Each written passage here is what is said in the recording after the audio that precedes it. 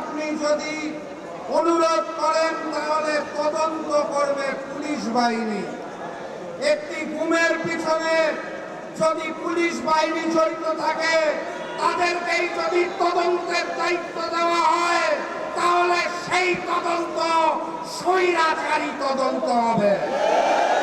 এখানেই শেষ নয়, সেই পুলিশ বাহিনী তদন্ত করে যদি আদালতে রিপোর্ট দেয় যে আপনার আবেদনটি ভুল ছিল, তাহলে আপনি গুম পরিবারের সদস্য হিসেবে আপনাকে আদালত 5 বছরের জেল দিয়ে দিবে।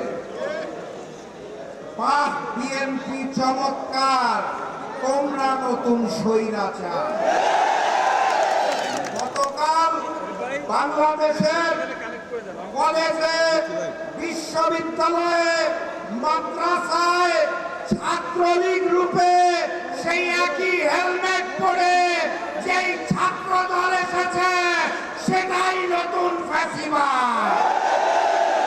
বা বিএনপি চমৎকার, তোমরা নতুন স্বৈরাচার।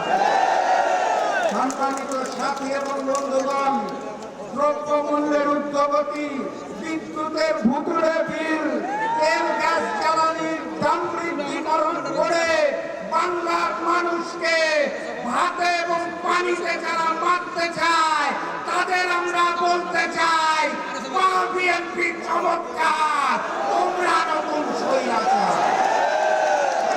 সাথী এবং বন্ধুগণ, আমির জামাত ডাক্তার শফিকুর রহমানের নতুন একটা মেসেজ পেয়েছি। আবু সাইদের প্রতীকী চিঠি থেকে একটা মেসেজ পেয়েছি।